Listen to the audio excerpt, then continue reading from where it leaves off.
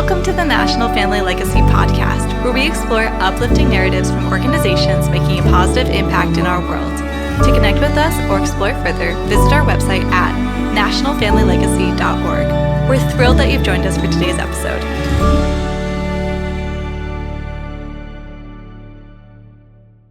Hello and welcome to the National Family Legacy Podcast. We're so happy that you're tuning in for this episode.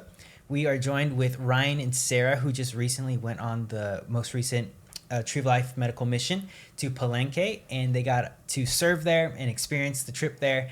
And today they're sitting with us to share their experience. So before we get into your time there, tell us a little bit about yourselves. And Sarah, let's start with you.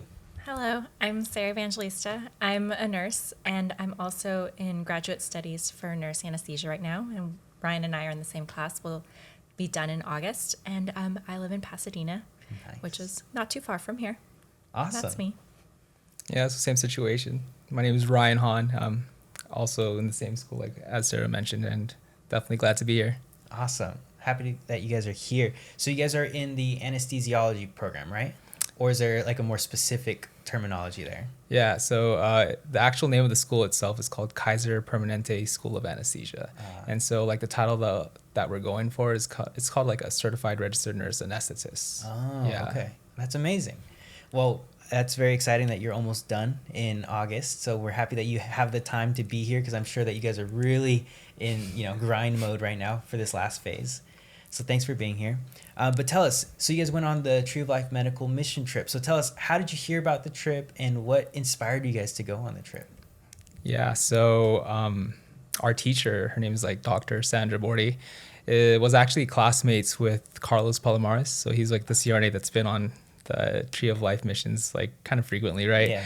And so since they've been classmates since a long while ago, she's the one that kind of told us about the experience that we were kind of like able to go on with Tree of Life. And that's kind of like initially how we heard of it. But in terms of like what we expected, we didn't really know too much about it until we actually started talking to Carlos, right? Mm-hmm. Nice, yeah. And also, I realized I didn't tell you guys this earlier. Carlos is actually my uncle, which you probably put together because you knew that Armando. Yes. Here's an extra bit, though. My real name is Carlos, and I was named after him, which is so funny. But growing up, I wanted to be named Andy, so here I am. See. Yeah.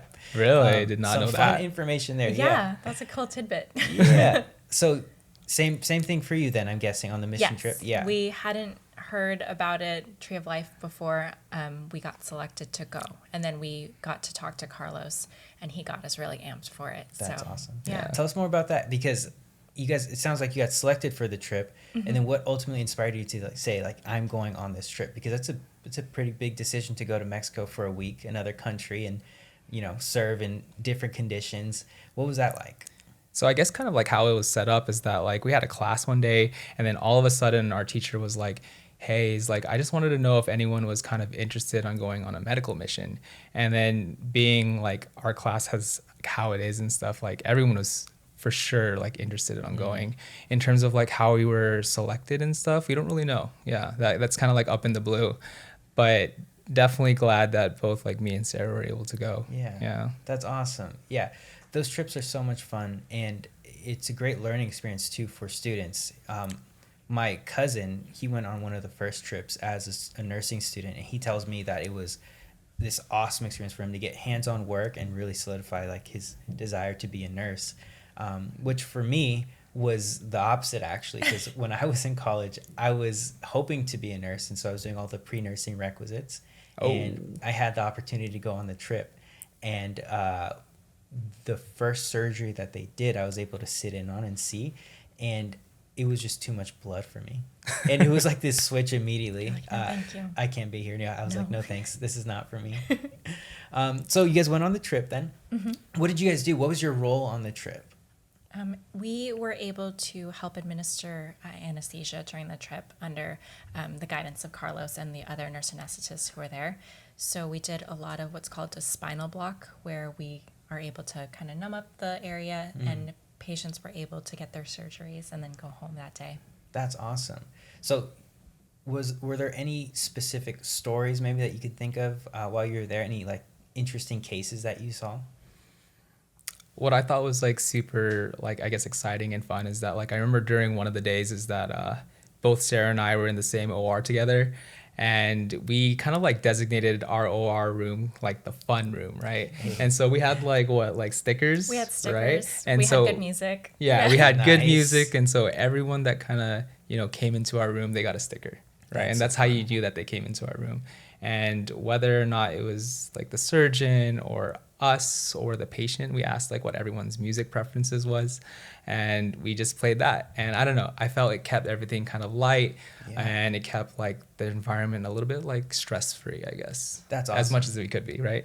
Yeah, well, I mean, Yeah. I can imagine if you're needing, what is the terminology? Anesthesiology. If you're needing to be Like anesthesia, anesthesia, yeah. that's probably a big deal. The surgery that you're going into, and so nerves are probably high. But if someone gave me a sticker in that situation, I'd probably feel a little bit A better. little bit better, Yeah, right? Yeah. To an extent, I Good think. music, Yeah, to an extent. smiling faces. Yeah. And so at least for me, that was like one of the notable things that I remember from the trip that I personally enjoyed. Yeah, So that's so awesome. I don't know. Yeah, what about you, Sarah? Was there anything? I actually remember something, and it had to do more with Ryan than myself, but one of the people he gave anesthesia to after he was done with the surgery, the family came up to him and they gave him a keychain for Palenque. And to us, I think it's a big deal because we came there to give to them, and they were like, no, let me give you something as thank you. And I just asked him before this, I was like, do you still have that? And he's like, oh yeah, for sure, I still have that keychain. And I just remember the gratitude in their face when they gave it to him. That's so awesome. Yeah, the reality is like when you're doing work there, it goes so far in their lives. Like they don't have access to a lot of the same things that we have access to here, which, I've been on this trip for 8 or 9 years, and every year that I go on it, I'm still amazed at what we're able to do and provide for these people that are there. From the most simplest surgeries, where I've worked with a dentist before, and I've seen tooth extractions, which is the majority of what they do, to even like the bigger surgeries for like hysterectomies or other surgeries, and they're always so grateful, which is a beautiful thing. Was there actually any consistent surgery that you guys saw happening? Like, was there like a particular thing that people were going in for? Yeah. So kind of like what you were saying, we did see a lot of hysterectomies. Other things like the other common one is probably hernia surgeries. So just to repair that. And then another one in another OR is like they did a lot of like these things called laparoscopic cholecystectomies, where they just removed the gallbladder. And that was another common one that we commonly saw. Right. And on the other surgeries, probably like lumps and bumps, right? So if they little had things that they needed cut out. Nice. Just tiny, minor things. Growths or something. Yeah. Were there any like stressful moments? Because I'm sure you're administering anesthesia and anesthesia. Yeah. Yeah, there you go. Make There sure I you get go. that you correct. You got it. There you go. You're administering anesthesia. That could be kind of scary. So were there any scenarios that were kind of dicey, or did everything feel like smooth sailing? It definitely wasn't smooth sailing, but I will say that I've never worked with a team that was so adaptable. There's a time where we had to convert the way we did anesthesia to something a little bit more serious, and it just changed the dynamic where we had to, you feel a little bit more rushed, a little bit more tense because it was a very serious moment. And so in that moment, everyone came together. So it didn't, even though it was kind of stressful, it didn't feel stressful in that moment because everyone worked together so That's well. awesome. Yeah. Yeah, it's really important because those high stress situations in a country where you probably don't have all of the same stuff that you do here in the not US at all. can be a lot more scary, I'm sure. Tell us a little bit about the teams. What does that team look like when you're doing a surgery like that? So your typical team kind of looks like, so you'll have, people like us that kind of helps facilitate the surgery in terms of like, you don't want the patient to feel any pain or anything, right? And so that's kind of like our job to make the patient feel comfortable in the pre-op, intra-op, and post-operative period. And then you have the surgeon, right? And they obviously do the surgery. Right. And then their assistants or other surgeons that kind of help them out do that. You have a surgical tech in which they kind of like hand the instruments and do all that other kind of stuff. And we actually had like surgical tech students, right? Oh, nice. And on top of that, we had these like circulatory nurses. And so we had 2 of our own on top of like the ones that came to, or the ones that were local to that hospital also. Nice. And think that's like our typical kind of team, right? I don't Yep. know if there's any additional. Yeah. And was that comparable to here? Did it feel like the same team, or is it different here? Yeah. Yeah, About the yeah. Absolutely. For the Okay. setup of the team, like in a team setup, like that's pretty much how it's done That's here good. also. Yeah. So. Nice. Now, I want to ask, was there anything that surprised you on the trip from maybe culture or your experience there in the operating room? Because I'm sure some things were different than here in the U.S. So was there anything that caught you by surprise? Yes. Obviously, as you were saying, there's not the same resources that we have here in the United States, or the number of resources we have. So not is it that we have like the newest and the best, but we have a ton of those things. Right. And so we were running out of things pretty quickly. I think the thing that surprised me was how creative everyone got. Wow. That they were like, no, this isn't going to stop us from doing these surgeries. We'll just Right. think outside of the box. And so the creativity from people, whether it was a nurse who worked in Palenque or one of the nurses that was with us or the surgeons, everyone got pretty creative with Yeah. what we had. That is so awesome.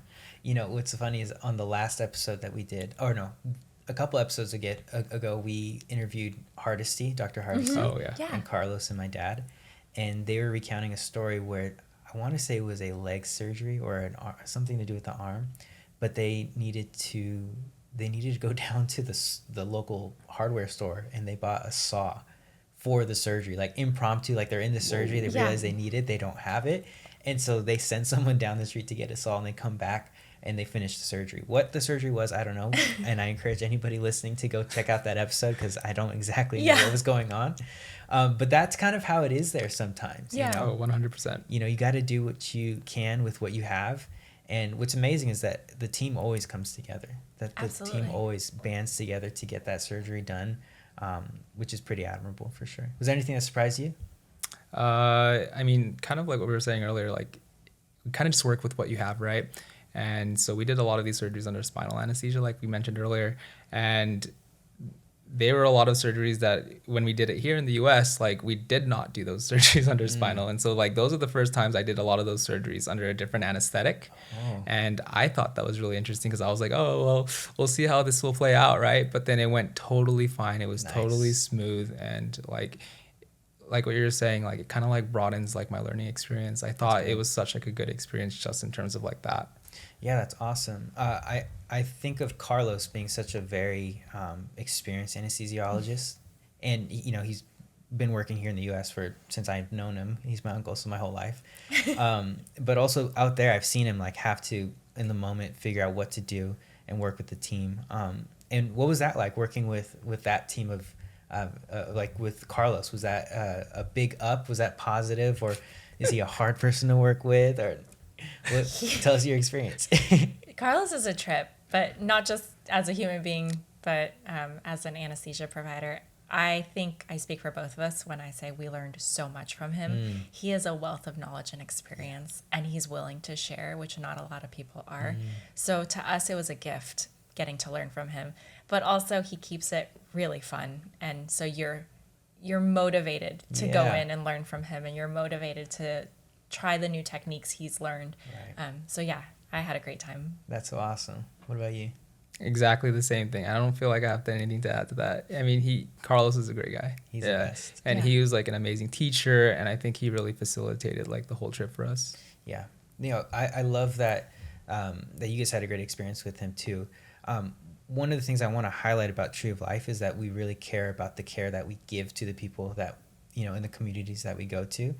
And sometimes maybe the negative thing people may think of mission trips is that you're going there and you're just, you know, trying to get something done willy-nilly and maybe practicing, when in reality these are really well thought out experts in their field who are in a circumstance where they don't have everything that they have or they need, and they still get the job done in a way that is good. And you know, I want to highlight Carlos because I know that I've heard stories of stressful times on mission trips where, you know, him and the team had to come together, get something figured out. And, you know, we always want to highlight our team.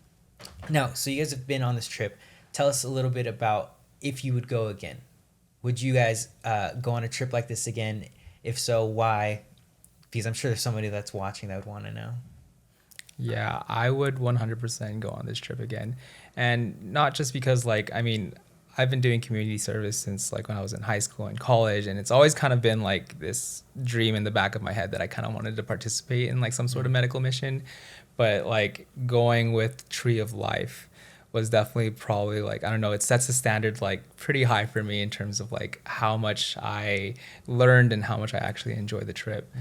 And so like if I did have to like recommend it, like I would like 100% recommend it to like anyone that was interested in doing something similar. Cause like, yeah, I heard stories from like other nurse anesthetists like who kind of frequent like medical missions, and they're saying like, oh, like this is what I did. And I was like, oh yeah, that sounds like pretty cool. Like it seems like definitely like I would definitely do that in the future. Yeah. But after like actually participating in it and then kind of experiencing it like firsthand, like yeah, I definitely really enjoyed it. That's awesome. Sarah, what about you?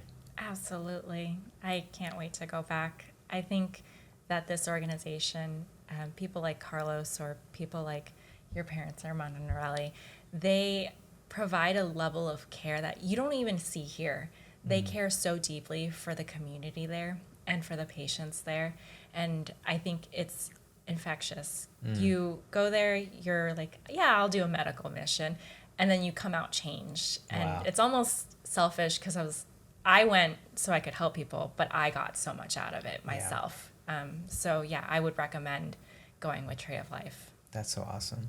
I love that you guys shared how it impacts you guys, because, you know, every trip that we've gone on, I've yet to meet a person that hasn't had that experience. You know, we're going to help and to serve, and that's always the goal, to go and help this community. But there's just this thing about service and being integral to someone's like healing journey that inspires you and reminds you of like, man, life is good and life is precious and it needs to be protected. And I think back to this last podcast we did with Lee, he left feeling so inspired to go back. And one of the things that he highlights is that there's so much need there. And so what I love about Tree of Life is that these are never just like one-off trips where we show up and we do some good and then we, you know, never come back. But that we've actually been giving to this community for about 4 or 5 years now. And we're trying to be part of their future too by funding their student program. There's a couple of nursing students that, you know, we're trying to help get them through nursing school. There's a couple of teachers that we're trying to get them through their teaching programs so that, you know, their communities can continue to develop and grow, and so that they can be part of the healing there, which is really, really important. I wanted to ask you a little bit. You said that you also experienced this like change, that you've wanted to go and you went, you actually experienced it. Can you share a little bit about that? What was that change like, or that experience like for you? Was it like a broadening of your horizons, or was it more of, man, this is a person I want to be able to help people? It's kind of like what you were saying. I mean, I you know, we're going there for a reason, right? There's definitely a need, but then actually kind of seeing that need like in person. I remember the first day, like we went to the hospital the day before, set up and did all of our stuff, but then actually going there the first day and seeing all those like, you know, hordes of people like in the front trying to get like primary care, dentistry, surgical procedures, glasses, and kind of seeing like how much of a need there was. Yeah. Like I thought that was like super crazy, and I was surprised about that. And then kind of like what Sarah was mentioning earlier, like not really knowing like how much of a difference as a student that I could make, but then seeing these patients like on their post-operative day one kind of like come up to me and like thank me like specifically. Yeah. And I was like, whoa, like I did not expect any of that. Like I didn't expect to like make that much of like a difference in anyone's lives when I went out, and knowing that I was able to do something like I thought it was super small, but maybe for them it might have been a little bit more so. Yeah. Like I thought that was crazy. So Yeah, no, what seems very routine here sometimes can be so much bigger there in a you know, in a community that doesn't have as much, or there's more need. And you know, what I love so much is my parents, they care so deeply about the communities that they go to. My mom grew up there in Chiapas, and so a lot of the little towns that we go to, she grew up going to, which you should listen if you ever have a chance, the podcast we did with her, because she recounts the story of where she was, it was like the middle of the night, and she went to some village with my grandpa. He was a pastor, and so they're traveling around. and they're in the middle of nowhere in this small village, and a volcano erupts. Oh my god. And Gosh. they have to figure out how to get out of this little town, and obviously everybody's rushing out. There's a couple trucks, but there's no room for them, and so they have to walk in the middle of the night for hours to get out of the area. But I remember my mom telling me that for days and actually weeks after that, there were a bunch of people that were displaced in that community, and so they actually opened up their local church in like the back area of their house so that people can come and pitch tents and just be there. And my grandma and grandpa took care of them, and just seeing like that takes a specific kind of person to be able to just reach out to those in need and to help them. And I think that's something that Tree of Life does very well. Like, we carry that spirit with us. And like you said, when you go, it's kind of intoxicating. Like when you see other people, or you said this about Carlos, that he makes it fun, so you want to be part of it. You see this service and like you want to be part of it, which I think is so good.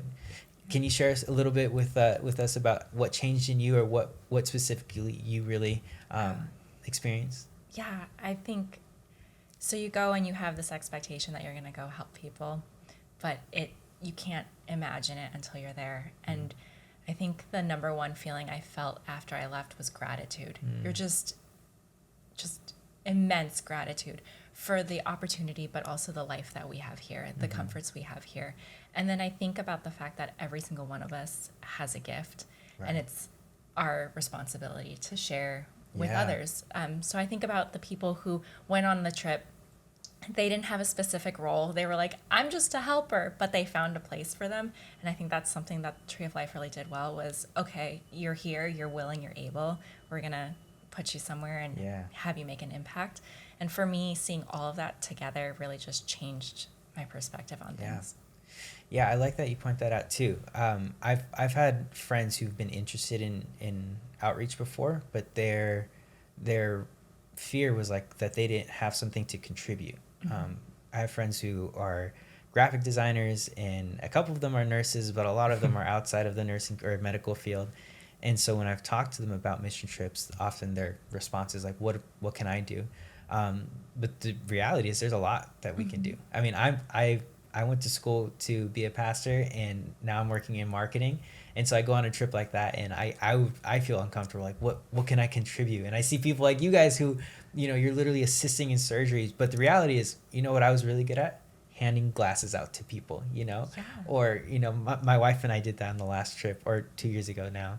We were in charge of giving out glasses, or we also need people to give out prescriptions, which if you guys met Miguel, I know he helped in that department too. And so there's always something for someone to do on these trips, and it really does impact people. Now, let me ask you guys this. There are people who want to go on these trips, and they feel nervous, maybe because of the reasons I just said, like, what can I do? What advice would you give them, or what encouragement would you give them to, possibly go on a trip like this? I mean, we literally just came back, and then we went to the welcome dinner, right? And I mean, I brought my partner, and it's like, I mean, she's a nurse, but I think Dr. Hardesty went to go talk to her, and he was like, oh yeah, like, what do you do? Well, it doesn't even matter. We'll find something for you to do. Let's go. Yeah. And so kind of like the same thing that you said. I mean, it doesn't really matter, like, what kind of background you got, what kind of, like, you'll find something, right? And so if anyone who's like interested in like doing something like this, like, it doesn't really, I don't know, it doesn't really matter your background. They'll find like something for you to do. That's good. That's encouraging for sure. What about you, Sarah? I think my only advice is, if the only thing keeping you from going is being afraid, just sign up. Once you get that hurdle, you'll just jump in. That's awesome. That's good. You just got to do it. You just got to do it. Yeah. I know I've had friends that have gone on the trip, and they were very nervous to go. A lot of them hadn't been out of the country before too. And they went on the trip, and they just had a blast. And again, it's that being in a group of like-minded people who are there to serve others and really build a community. There's something about that really does inspire you, and it brings this joy out of you too. You're very glad. I've never met a person that's gone on a trip with Tree of Life and regretted it. At least nobody's told me. No, not to your face. Yeah, not to my face. But I don't think anybody has regretted it so far, for sure. Well, thank you guys so much for your time. It's really a blessing to hear from your experience as students who went on this trip.